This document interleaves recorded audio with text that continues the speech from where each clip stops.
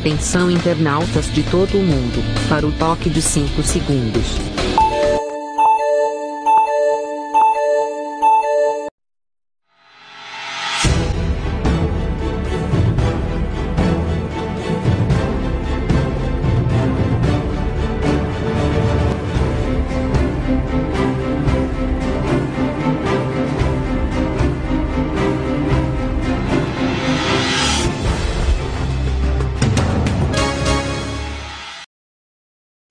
Alô, gente amiga, começando mais um programa Sérgio Cruz aqui pela viamorena.com. O programa de hoje vai entrevistar o Bettino. Bettino é pré-candidato ao Senado. Aliás, são vários pré-candidatos ao Senado, eu chamo de pré-candidatos alternativos, porque não estão, não fazem parte de nenhum agrupamento, grandes coligações, e que são candidatos na tentativa da renovação, na expectativa da renovação política. E eu defendo essas candidaturas, acho que quanto mais candidatura tiver, melhor. É a história dos partidos. Eu acho que tem partido demais, e daí? Qual é o problema de ter muito partido? Ah, mas tem que fazer coalizão. Aí, quanto mais partido, mais difícil é para se fazer coalizão. Eu acho que está na hora de acabar com essa história de que você, para fazer coalizão com o partido, você tem que negociar materialmente com o partido, né? Tem que dar as coisas para o partido, tem que dar ministério para o partido, tem que dar secretaria para o partido. Tem que, acima de qualquer negociação que você fizer com o partido, ou com um político eleito, tem que se colocar os interesses maiores da nação, do Estado e da nação.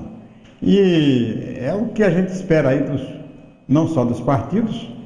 Então, quando fala que tem partido demais, e daí? O que é que tem que ter partido demais? Tem alguma coisa, ter igreja demais, ter eleitor demais? Não, tudo tem que caber. E a democracia é bom. O regime democrático é bom por causa disso, porque ele cabe tudo, né? Tem espaço para tudo, para você debater, para você ser contra, para você ser a favor e tal. A gente não pode deixar de abordar essa paralisação ou greve dos caminhoneiros. É o assunto do dia, só se fala nisso, só tem esse assunto. Aliás, o assunto chegou a superar, né, passar por cima de todos os outros assuntos, principalmente a questão eleitoral. Não se fala mais em eleição, pelo menos essa semana não se falou. A única coisa que se tocou foi na paralisação dos caminhoneiros. É bom se fazer uma avaliação rápida, né, porque essa paralisação faz parte de uma mobilização nacional, de uma conflagração social que tem por objetivo final mudar a cara da política brasileira. Começou isso em 2013, nas jornadas de junho, quando o povo foi para a rua. Quer dizer, um motivo qualquer fez com que toda a população fosse para a rua para advertir ao governo do PT, ao governo Dilma, que a coisa tinha que mudar, que muita coisa tinha que ser feita, que não podia ficar na mesma coisa, né? Tinha que mudar. E as jornadas de junho foram interessantes exatamente em função disso, que advertiram. Depois vieram a campanha pelo impeachment, tal. A Dilma caiu porque não fez a leitura de 2013, achou que ia enganar o povo com aquela história de constituinte exclusiva, com não sei o que, tal, conversa fiada, e o povo simplesmente não aceitou. Aí veio 2014, ela se reelege presidente da República, e ao invés de aproveitar a força da eleição, ela simplesmente mostrou para a população que não tinha competência para administrar a política econômica do governo. Fracassou na política econômica. Aí caiu. Agora, a queda da Dilma foi o sinal de que foi o começo, né, de uma mudança profunda que a sociedade propunha. Quer dizer, o pessoal não tem noção mais ou menos do que quer, mas tem absoluta certeza daquilo que não quer. Não quer isso que está aí. Não quer esse governo que está aí. Tem que acabar esse projeto de poder criado ainda pelo PT, com os 8 anos do Lula, com os quase 5 anos da Dilma, com esses 2 anos do Michel Temer. Então, tem que acabar. Há uma pressão. Primeiro cai a Dilma, deram um refresco pro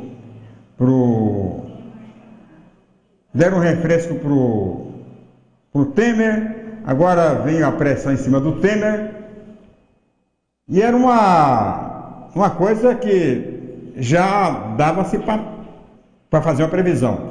É claro que não se ia derrubar a Dilma e o Temer passar impunemente. Isso aí nunca me passou pela cabeça.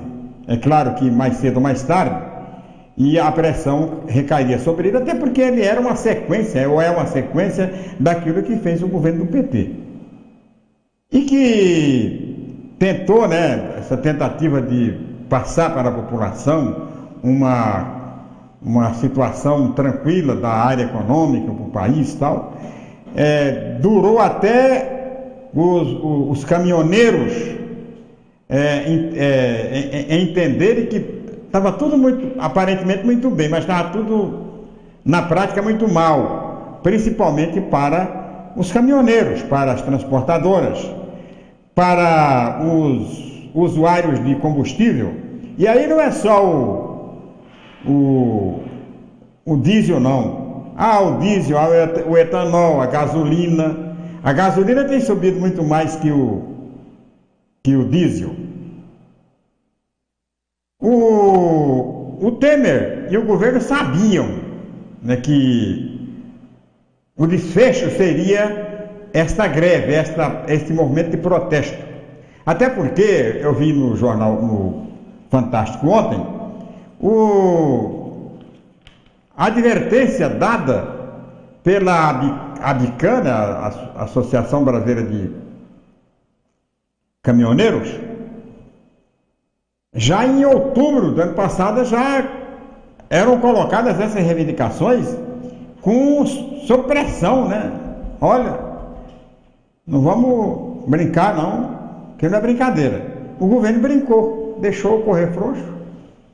Às vésperas da explosão do movimento, havia tempo suficiente para reverter o processo,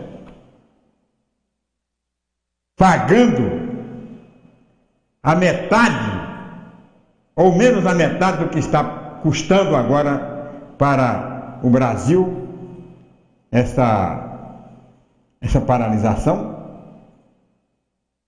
custando caro.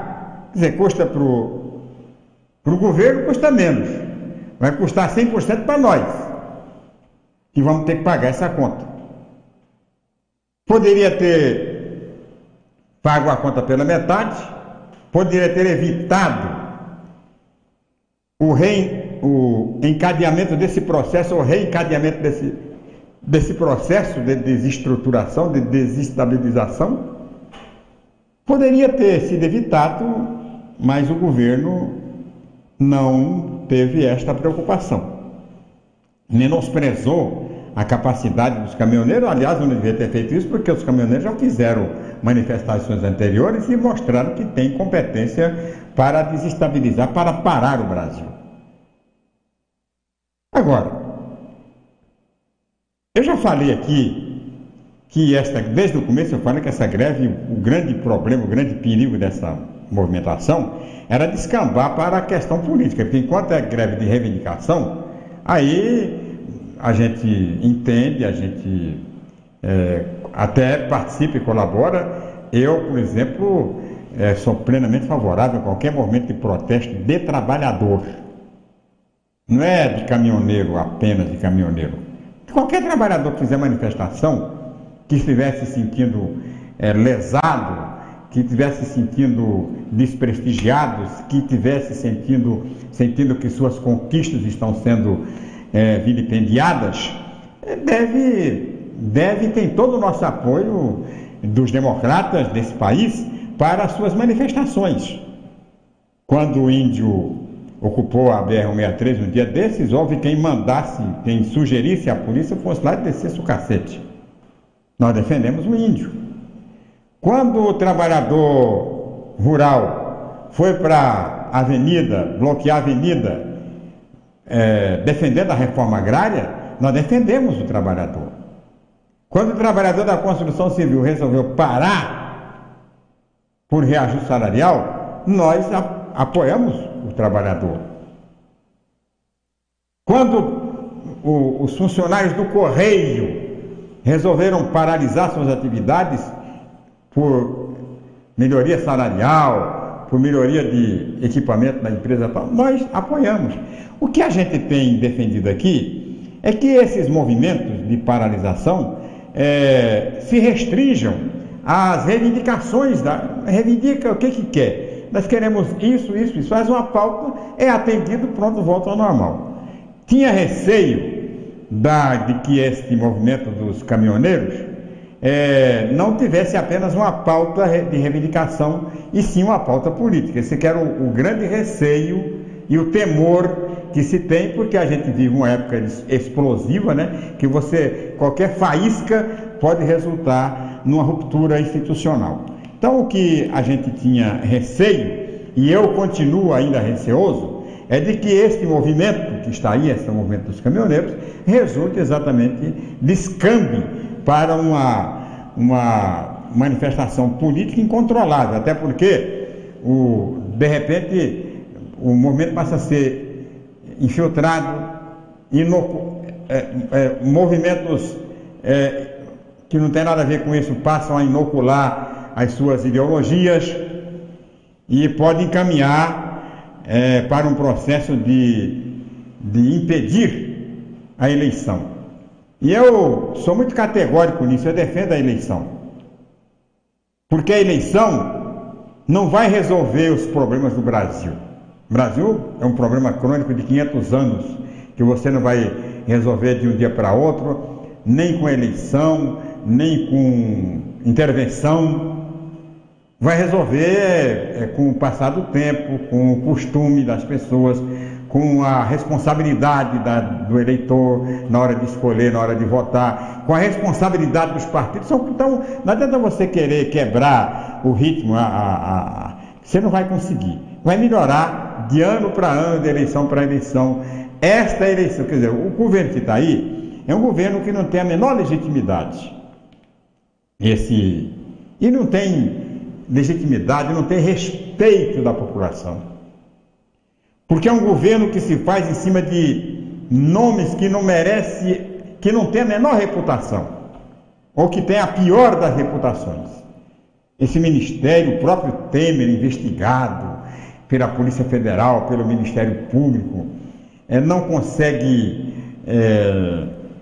A política econômica é uma enganação, até agora foi enganação, porque a inflação, não sei o quê.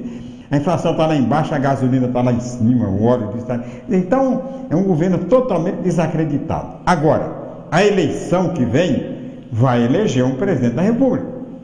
E esse presidente da República vai ter 50% mais um, quer dizer, maioria absoluta da população brasileira que vai escolher. Então, ele vai assumir o governo com muita força. Seja ele o Bolsonaro, seja o Ciro Gomes, a Marisa, a Marina, ou quem quer que seja eleito, que o povo escolher, vai vir com muita força. E ele vai ter moral para estabelecer, para implantar um projeto renovado de política no Brasil. Não vai, vai acabar com a inflação, não acaba. Vai acabar com a corrupção, não acaba. Negócio de corrupção, vai acabar com a corrupção, precisa acabar. É contra, todo mundo é contra, mas não acaba. O regime militar, que muita gente quer de volta, está indo para a rua e tal, o regime militar tentou acabar, 21 anos, não acabou. Aliás, aumentou, criou raízes, a corrupção criou raízes no governo da ditadura militar, a ditadura. Então, eu não tenho expectativa de que vai mudar essas coisas da noite para o dia, que não muda. Agora, a eleição é fundamental e é preciso que os partidos, né, se fortaleçam muito para dar sustentação à democracia. Essa democracia é nossa, democracia nova, a democracia com menos de meio século, né? Não se pode esperar também que ela vai, né?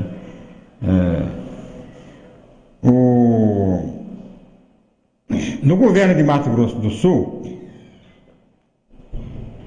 muito pouco foi feito em concessão ao movimento dos caminhoneiros. O governador Reinaldo Azambuja subscreveu um documento com mais 4 ou 5 governadores, recusando a redução do ICMS do diesel. Aliás, ele tinha feito uma tentativa no início do governo de baixar de 17% para 12%, depois voltou, né? Voltou aos 17%, não deu certo, então.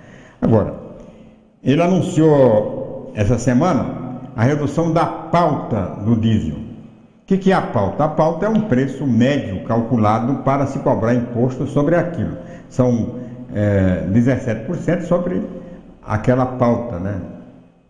O mês de junho a pauta é de R$ 3,90 por litro. Então, em cima de cada litro que for vendido, ele cobra 17% sobre R$ 3,90. Mesmo que seja vendido mais caro ou mais barato, é R$ 3,90. Para contribuir, participar do esforço do governo federal em reduzir o preço do diesel, ele reduziu o preço dessa pauta de R$ 3,90 para R$ 3,65. Quer dizer, não representa muita coisa, representa muito pouco. Agora, é preciso lembrar ao governador Reinaldo Azambuja que ele prometeu na campanha eleitoral, aliás, foi uma das promessas que mais sensibilizaram a população, de reduzir o ICMS do diesel de 17% para 12%. Ninguém pediu. Ele fez parte da plataforma dele assumir esse compromisso com os caminhoneiros. Assumiu e não cumpriu. Agora é claro que vai ter uma pressão muito grande dos caminhoneiros de Mato Grosso do Sul que não se desmobilizaram, que continuam mobilizados, para reduzir também essa pauta de Mato Grosso do Sul, que não prejudica muito o Estado, até porque o nosso consumo de diesel aqui é um consumo já, né, previsível, até porque o diesel do transporte de cargas aqui é muito pouco, porque em função dessa alíquota de 17%, os chamados postos de beira de estrada foram fechando durante o tempo. São poucos que restaram hoje em Mato Grosso do Sul. Por quê? Porque o caminhoneiro botou tanque duplo. Ele abastece no interior de São Paulo e atravessa o estado de Mato Grosso do Sul inteirinho com um tanque só. Aí, vai reduzir muito pouco. A diferença, né, de receita vai ser ínfima e termina atendendo aí não só uma reivindicação antiga dos caminhoneiros, como atender também a uma proposta, a uma promessa que foi feita na sua administração. Então, a coisa é mais ou menos essa. Eu tive na sexta-feira, na Nova Lima, prefeito Marquinhos Trade assinou ordem de serviço e já começou na hora lá. A obra, né, não assinou, ele foi a obra já está em andamento. A obra de pavimentação do Nova Lima parou porque teve um problema burocrático, um problema do Tribunal de Contas, né? Suspendeu porque a Águas Guariroba queria uma compensação porque tinha que implantar saneamento básico no bairro e estava fora do cronograma da empresa. Então resolveu o problema e a empresa foi dar reinício à obra de saneamento básico. Uma coisa que eu observei lá foi a impaciência de um morador. O prefeito chegou, a hora que o prefeito chegou, ele passou a cobrar em tom discursivo, alto, cobrar do governador, do prefeito Marquinhos Trade, o início e a conclusão da obra. Porque já vieram várias vezes, prometeram, começaram, foram embora, que ele fez um discurso compatível, né, com o ato que ia ser realizado. Então, impressionante, e o prefeito tem reclamado isso muito, o governo do estado tem reclamado disso muito, é o excesso de burocracia.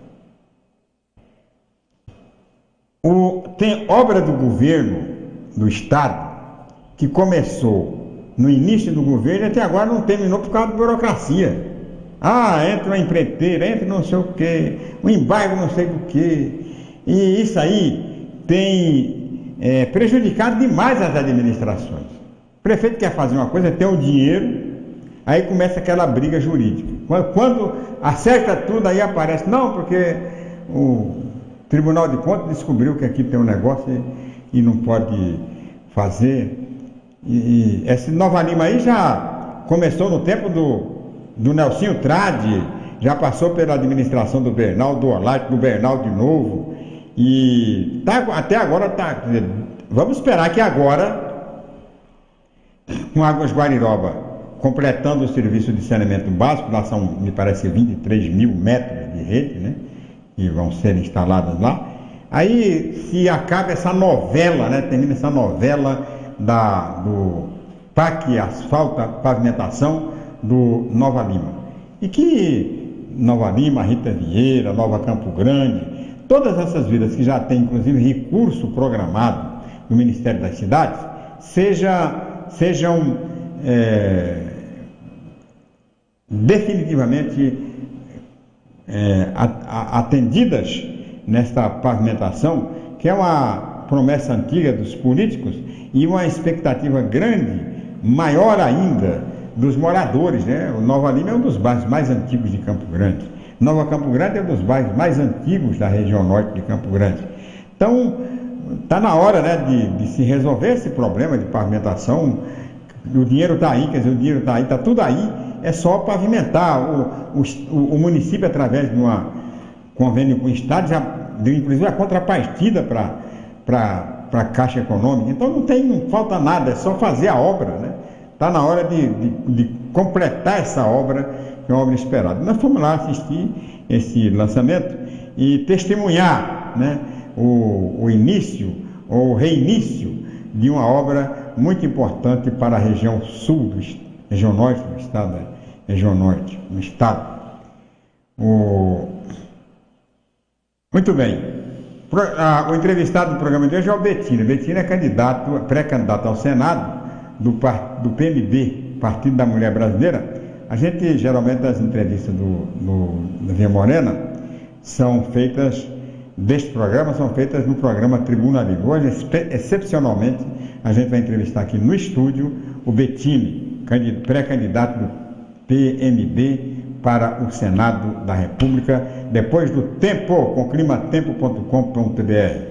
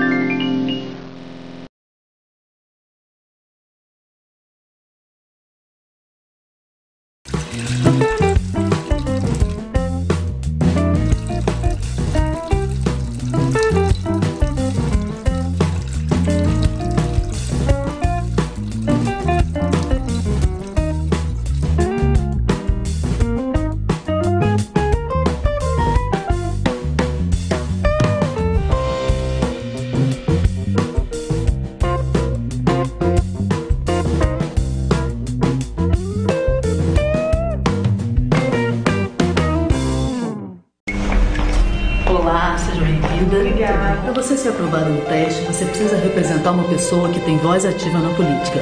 Ação! Democracia se faz com a participação de todos e todas. Foi ótima! Aprovado! O Brasil já não aceita mais política sem diversidade. Aprovado! Próximo!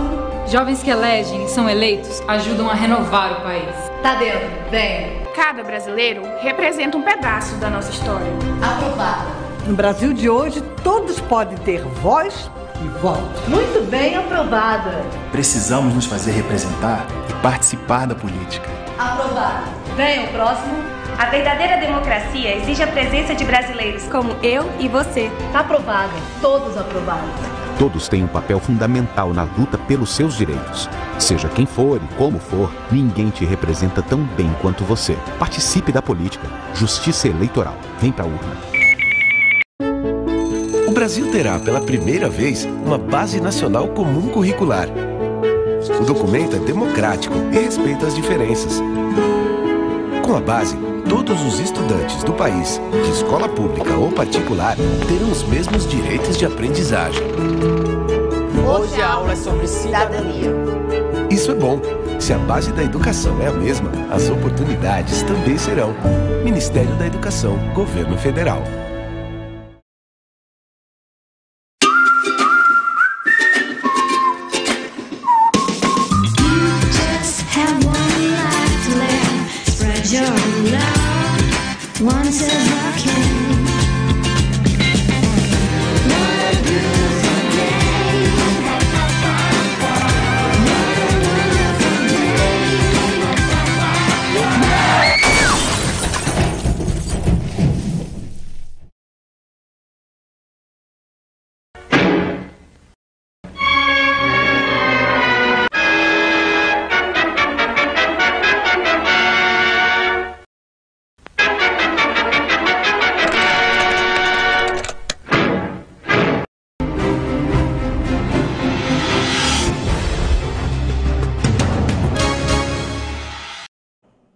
Pois é, voltando com o programa Sérgio Cruz aqui pela viamorena.com, nós estamos recebendo no nosso programa de hoje o Bettini. O Bettini é político, candidato ao Senado, nessa entrevista exclusiva aqui para o programa Sérgio Cruz na viamorena.com. Bettini, eu falava aqui que você foi do Ministério do Desenvolvimento Agrário, foi superintendente há algum tempo aqui em Mato Grosso do Sul. E uma das funções do Ministério é exatamente incentivar, orientar a produção, não é isso? Se eu estiver errado, você me explica. Você me fala. Sim, eu passei um ano lá na Delegacia Federal de Desenvolvimento Agrário, que era o Ministério do Desenvolvimento Agrário, e quando eu assumi, o governo federal transformou em Secretaria Especial de Desenvolvimento Agrário, da Agricultura Familiar e Desenvolvimento Agrário, e levou a responsabilidade para a Casa Civil. Extinguiu o Ministério e criou a Secretaria Especial. E eu assumi aqui no Mato Grosso do Sul, nesse momento, no momento da extinção do Ministério. Mas eu quero te dizer o seguinte, que a Secretaria Especial da Agricultura Familiar aqui no Estado tem um papel importantíssimo, porque ela trabalha com agricultura familiar, os pequenos agricultores, e eu falo tinha porque ela suspendeu linhas de créditos para que o nosso agricultor conseguisse comprar a terra, preparar a terra, construir sua casa, levar energia, investimento para ele plantar, e o governo federal garantir a compra do alimento. Não tem programa no mundo para a agricultura familiar mais correto do que esse. E aí você pergunta, e por que não funciona? E aí a gente percebe que os movimentos sociais que cuidam isso e que coordena isso, falava para as pessoas pegar o financiamento, fazer tocar a lavoura e não pagar o financiamento porque o governo vai perdoar. E nós hoje, Sérgio, por incrível que pareça, nós temos 80% desse pessoal que pegou o crédito fundiário inadimplente no nosso estado. E aí você fala, mas nós poderíamos ser autossuficientes na nossa produção de hortifruti. E nós não somos, porque 80% do que nós consumimos aqui, nós buscamos fora. E é porque nós não temos terra para fazer isso? Não, nossa terra, nosso clima é favorável, mas as pessoas não estão preparadas para conduzir isso. Porque, veja bem, se você tem todo o recurso para produzir, e por que você não produz? A maioria das pessoas que estão lá para produzir não são do campo, não tem aptidão para a agricultura. Muitas vezes é um cara que tem aqui uma borracharia na cidade e pega o crédito para comprar lá 4, 5 hectares para fazer um sítio de final de semana, e aí ele não produz. E você não pode fazer nada porque o cara faz o financiamento no nome dele e ele tem 20 anos para pagar isso. E muitas vezes a pessoa faz esse financiamento, e eu estou contando isso porque vivi isso, faz o financiamento, fica 2 meses com a área e vende essa área que na época que eu estava lá na delegacia era financiado R$80 mil, ele compra 3, 4 hectares com R$80 mil e ele pega essas mesmas 3, 4 hectares que ele vai pagar R$80 mil em 20 anos, com 2 anos de carência, e vende em troca de uma moto usada ou em troca de um carro velho. E aí uma pessoa, terceira pessoa, que compra essa área e fica em cima dela irregular. Então você veja bem, o governo federal consegue fazer o programa para dar certo, mas a pessoa que vai tocar é que se atrapalha e não faz a roda girar. Mas você fala dessa agricultura familiar, e que, claro, é importante, mas que termina não dando certo. Eu me refiro mais aos assentamentos do INCRA, por exemplo. É a mesma situação numa outra proporção. O INCRA, você faz a reforma agrária, você também tem que pagar pela terra, a terra não é dada. Você 10 anos para você plantar, fazer a sua casa, e produzir. E o que acontece? Através dos sindicatos, da CUT, do MST e outros sindicatos que criaram aí, eles dominam isso e aí colocam pessoas para tocar esses lotes sem a aptidão da agricultura. E aí muitos deles não dá certo, abandonam ou desistem. Não vou generalizar, mas se você sair aqui próximo, em Nioaque, que tem 10 assentamentos, você conta no dedo os assentamentos que são originários, que é a pessoa que foi contemplada pelo INCRA, que está lá produzindo. A maioria, 70%, 80%, são pessoas que vieram depois, que pegaram a posse e estão tocando, certo? Mas o governo do Estado e o governo federal, mesmo assim, não deixa de dar assistência. Se o cara faz o financiamento, pega o recurso do direito e paga no final da colheita, ele tem que pagar o financiamento. E tem muita gente boa que faz isso e produz, mas uma grande maioria quebra essa sequência. Então nós temos essa dificuldade no nosso estado por conta disso, você entendeu? Mas o que acontece? Nós não podemos perder esperança no nosso agricultor. Nós temos que acreditar e nós temos que dar assistência técnica, porque ninguém faz nada hoje sem assistência técnica. E o governo federal tem ajudado o governo do estado no investimento em assistência técnica. A Agraer tem atendido todos esses assentamentos com assistência técnica.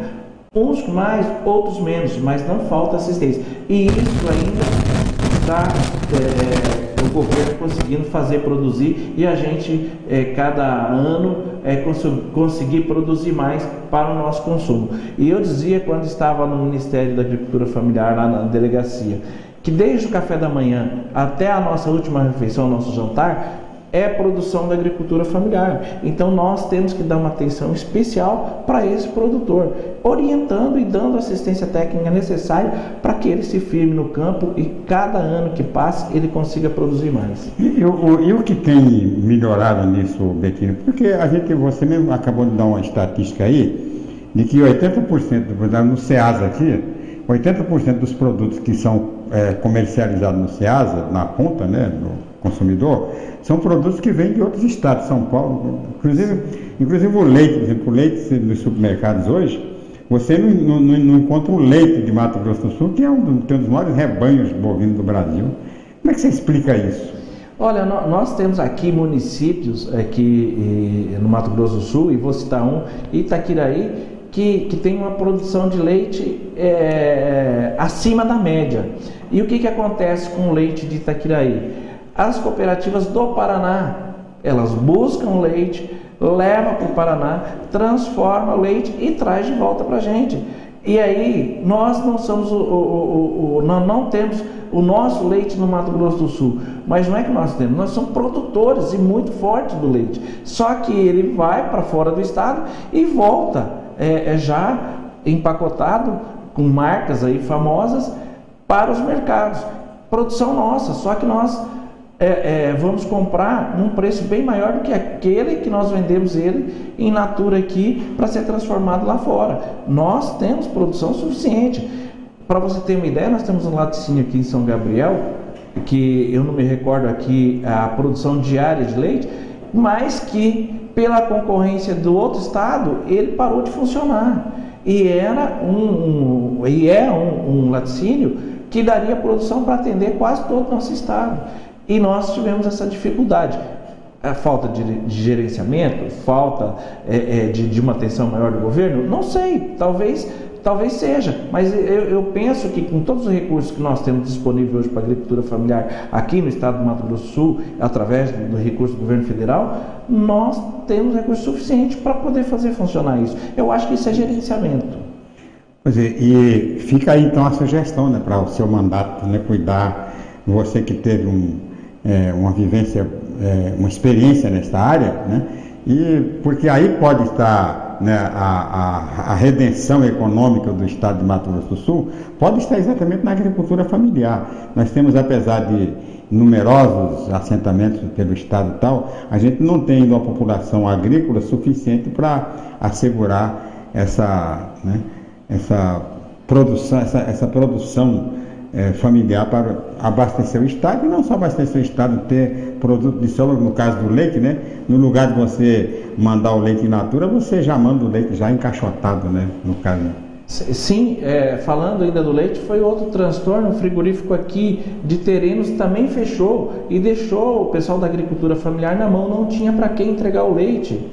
Fechou por falta de gerenciamento. As empresas vêm, pegam incentivo, Sérgio, e quebra e vai embora e deixa aí a dívida para o estado. Então eu acho que a gente teria que fazer uma avaliação disso. E a agricultura familiar é a mais prejudicada, porque é o pequeno. E aí a agricultura familiar, ela tem se organizado através de cooperativas dos próprios agricultores, e tem dado certo essas cooperativas. Eu fiquei um ano na delegacia, e esse ano que eu fiquei lá, deu para perceber aquelas pessoas produtoras organizadas, elas produzem direitinho e vendem, colocam o produto delas no mercado e brigam dia a dia para que cada dia mais melhore a produção e melhore ali os investimentos para eles. Então é um setor que dá certo e que as pessoas têm que olhar diferenciado para esse setor, mas que a gente tem que incentivar aquelas pessoas que realmente gostam da agricultura familiar e que entendem. E eu sou filho de agricultor, meu pai é agricultor, e eu aprendi desde cedo a produzir. Então quando eu fui para a agricultura familiar, e lá sempre foi tocado pela esquerda, pelo PT, pessoal falou, Bettini não sabe nada de agricultura, isso aí passou o tempo inteiro na Assembleia, vai entender o quê? E aí quando eu fui contar a minha origem, e alguns de movimentos já me conheciam a história do meu pai, falou, não, esse realmente sabe o que está fazendo e está no lugar certo, porque entende de produção, entende lá de terra produtiva ou não, para que a nossa produção no estado do Mato Grosso do Sul da agricultura familiar melhore. E nós contribuímos lá neste um ano, e depois assumiu lá um amigo meu que técnico, era técnico da Agraer, que é o Daniel Mamed, e está fazendo um belíssimo trabalho lá, que agora está engrenado, os investimentos começaram a aparecer, e para você ter ideia, por esses dias o governador vai estar entregando aí inúmeras patrulhas mecanizadas, e uma boa parte dela é recurso da Secretaria Especial, que foi trabalhado no período que eu estava lá, e cada município desse estado vai receber no mínimo um trator equipado para a agricultura familiar. Já recebeu vários, agora vai receber mais um, eu acho que é o mês que vem, o governador deve estar entregando, e aí nós temos condições, maquinário, equipamentos de sobra para produzir. Aí só vai depender de cada um fazer isso tornar realidade. Mas, Bettini, só para refazer, né, que a gente teve um problema de áudio aqui no início da entrevista, o problema da tua candidatura, por que você é pré-candidato a senador? Começou a sua articulação começou ainda no PR.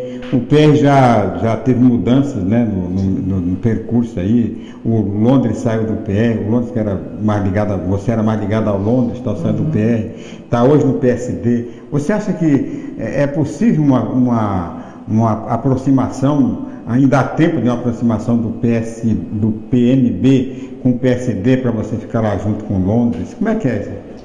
Olha, a nossa candidatura, ela começou lá, nasceu lá no PR. O Londres presidente, eu vice-presidente estadual, e eu conversei com ele, e meus amigos e minha família achou que era o momento de disputar uma eleição. Depois de 30 anos fazendo política de bastidores, nós começamos a construir esse projeto. E o Londres, desde o primeiro momento, me apoiou dentro do PR nessa construção. Aí foi chegado um determinado momento que o PR, como outros partidos grandes, começou a ter pensamentos diferentes de liderança. E aí o ex-deputado Girotto tinha uma tendência e o Londres tinha outra dentro do partido. E o deputado Londres acabou entregando o partido para o Girotto, e eu fui obrigado a procurar novos caminhos. E por isso que eu fui procurar o PMB, porque nós tínhamos construído o projeto do Senado, e só cabia para a gente o Senado. Porque eu falo que em política você tem que cumprir compromisso. Se você não cumprir compromisso, você nem precisa começar a fazer política, e você sabe muito bem disso. E eu tenho compromisso para deputado estadual, para deputado federal, mas queria ser legislativo.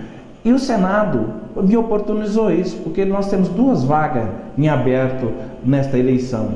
Como eu trabalhei mais de 20 anos, e trabalho mais de 20 anos na Assembleia Legislativa, tenho uma experiência, e comecei isso lá na Câmara Municipal de Itaquiraí, na Prefeitura Municipal de Itaquiraí, e passei aqui pela Assembleia, e fui para o Governo Federal, 1 ano na Câmara Federal, e também fiquei 6 meses na assessoria do governador Reinaldo Azambuja na Casa Civil. A gente tem aí uma experiência grande nessa questão do Legislativo e do Executivo. E o Senado, como é uma casa que funciona como conselho, a Câmara Alta, onde é a casa revisora, eu me encontro preparado para fazer esse enfrentamento, para levar as ideias do Sul Mato Grossense para o Senado Federal, para que a gente tenha um país melhor, um país produtivo, um país com economia equilibrada, mas que a gente precisa dar um choque de gestão hoje no nosso país, no nosso estado, no nosso município. E por isso que eu resolvi disputar o Senado. Me diga, para encerrar, como você se coloca hoje, como é que você está vendo hoje toda essa efervescência, essa mobilização da sociedade brasileira a partir desta greve dos caminhoneiros? Eu não falo que é uma greve, eu falo que é uma paralisação. Eu falo que nós chegamos no limite. Você veja bem, a Petrobras, ela praticamente quebraram ela. E o governo federal, para fazer uma empresa altamente suficiente, ele foi aumentando os preços absurdamente e chegou um momento que ninguém aguentou mais. E aí chegou o caos. Nós paramos e hoje você vê essa paralisação, e eu sou solidário a ela. Não é só a questão do óleo diesel que o pessoal está reivindicando, e porque foi o setor de transporte que parou os caminhões por conta do frete e do valor do óleo diesel. A gasolina também está absurda, e nós que somos produtores de álcool, também o preço está altíssimo. E aí os caminhoneiros se indignaram, pararam e entenderam que a discussão tem que ser em torno do óleo diesel. Eu não vejo assim, e tanto é verdade, porque o governo federal já sentou por várias vezes para chegar num acordo com os caminhoneiros e não conseguiu. Por quê? Por que não conseguiu? Porque não é só o óleo diesel. Aceitaram, o governo abriu mão lá, fez uma readequação nos valores, tirou a CID, tirou isso. Ontem anunciou a diminuição do preço do combustível, do óleo diesel, e você vê hoje aí as manifestações continuam. Por quê? Não estão conversando sobre o que realmente está complicado. Não é só essa questão. Eu acho que o governo vai ter que entender isso muito rapidamente para fazer uma reorganização nessa conta, nessas despesas, e que acaba chegando até a gente que somos os pagadores de impostos. É o que eu disse aqui para você. O que está acontecendo com a máquina hoje? A máquina está gastando mais do que arrecada, e aí chegou no colapso. E eu não sei, Sérgio, como que vai terminar essa paralisação. Eu acredito que o problema disso é muito mais grave do que nós estamos pensando.